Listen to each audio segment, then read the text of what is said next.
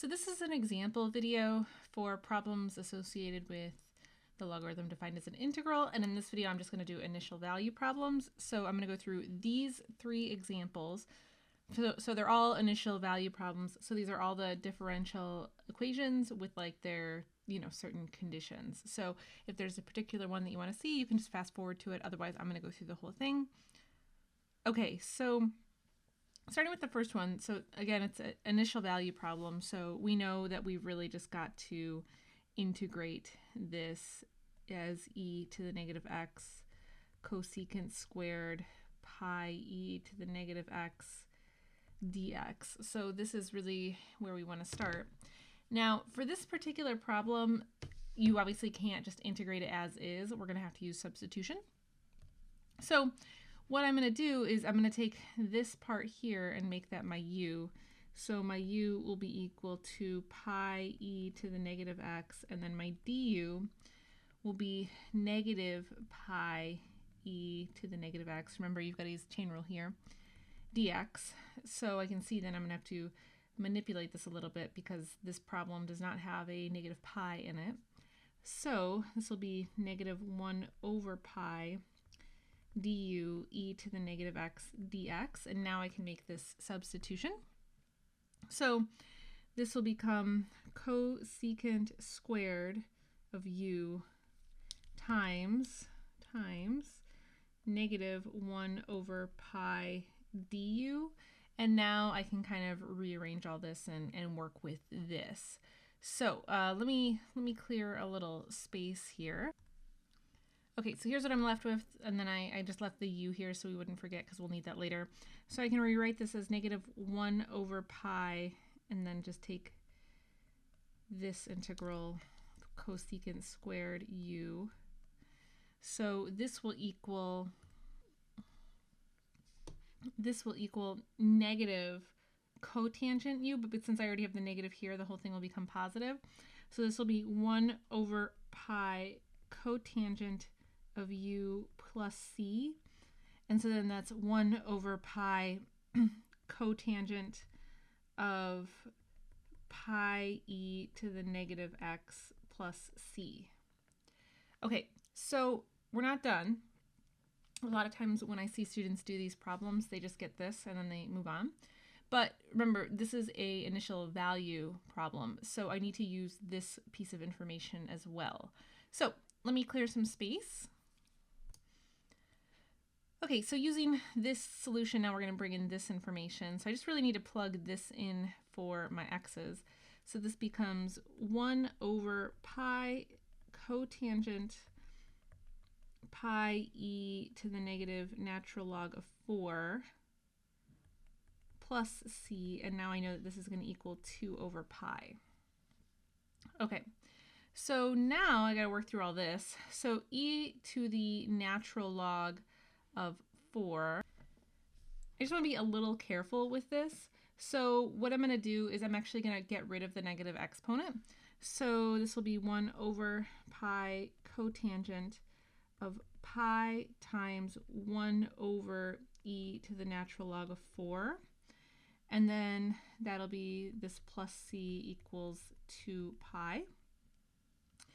And so now this becomes 1 over pi cotangent of pi times, so e to the natural log of 4, this will just be 4. So this whole inside actually then can just become pi over 4.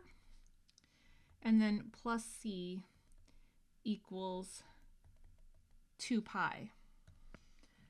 Now, the cotangent of pi over 4, that just equals 1. You can bust out a unit circle to prove that part to yourself. So let me clear some space.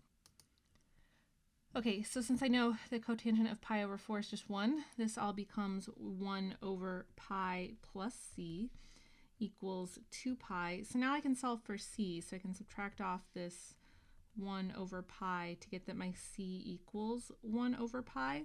So the solution then, you want to actually state that.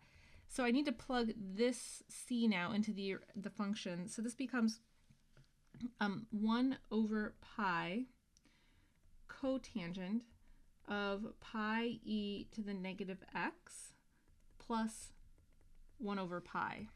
So this is the actual solution. So moving on to b here, so notice this is actually a second derivative that we have, and we have two different kind of initial conditions. So one has to do with y and one has to do with y prime. So we're going to end up using both of these. So since we're at the second derivative, we want to get to the first derivative, and we'll do that by integrating. So if I integrate this 3x to the negative x dx, so this will equal negative 3 e to the negative x plus c. And then I just need to use this initial condition here to finish this. So if I plug that in, this becomes negative 3 e to the 0 plus c. This needs to equal 0. So that's what this initial condition says. So then I can just solve for c. So e to the 0 is just 1. So this becomes negative 3 plus c equals 0. Therefore, c equals 3.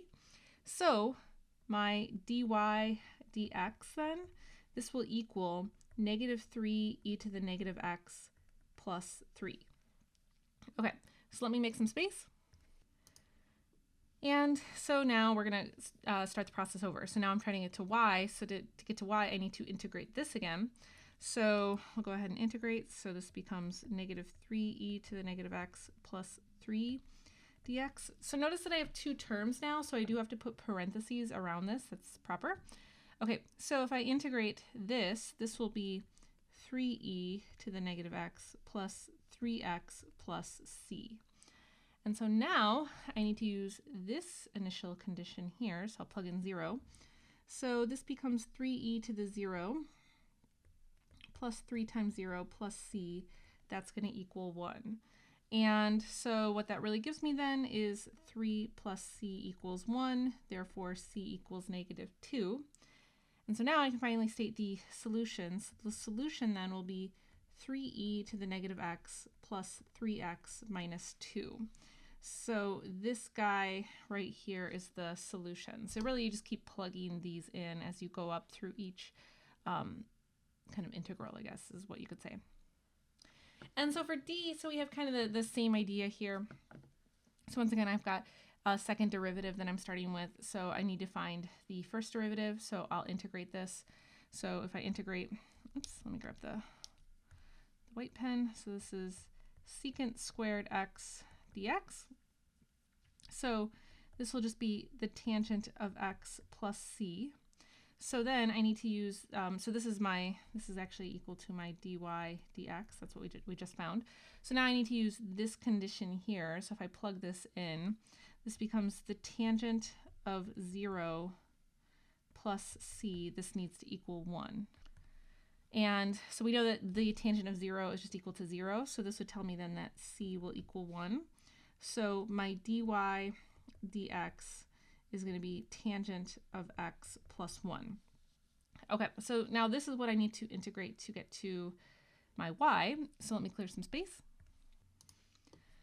Okay, so we can integrate, and once again we've got two terms, so now I need to put parentheses around this.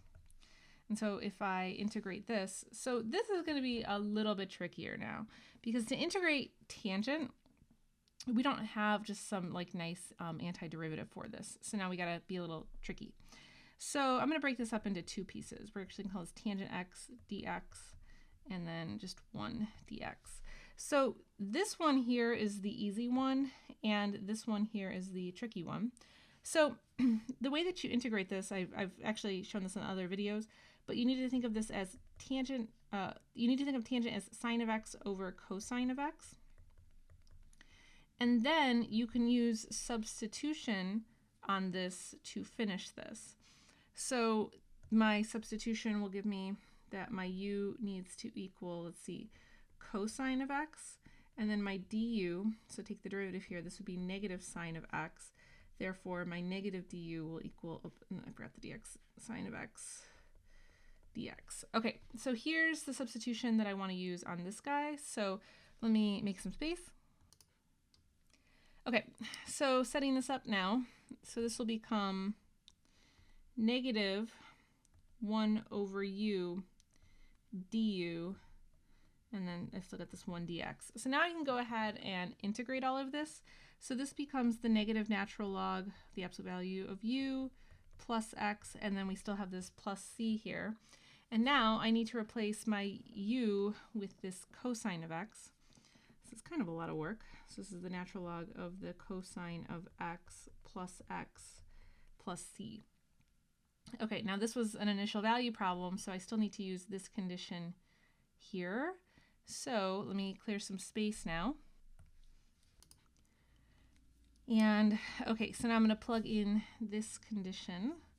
So this is going to give me that the negative natural log of the cosine of 0 plus c, this needs to equal 0.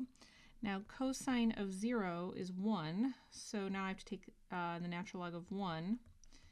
And the natural log of 1 is just 0. So this then will imply that c just equals 0. So then my final solution will be that y equals the negative natural log of cosine of x plus x, because the c just dropped out, so that would be the final answer. Although I do want to mention here just one way you could actually manipulate this, so an equivalent answer would be to take this negative. So if I took this negative and actually thought about what this means, let me just clear a little space here just to show you this. Okay, so if I were to actually bring this negative and kind of apply it to this cosine, so this would be the natural log of, let's see, cosine of x to the negative 1. And then I could rewrite this as 1 over cosine of x. And 1 over cosine of x is equivalent to the natural log of secant x. So I just kind of went forward with this. I think a lot of books, it kind of depends on the instructor, I guess. So a lot of instructors want to see this form instead of this form, and they really are equivalent to one another. So just keep that in mind. And otherwise, that covers it, guys. So if you found this helpful, consider giving this video a like or sharing it with a friend. And any questions, you can always drop me a comment. I'm always reading them. Thanks for watching, guys. I'll catch you next time.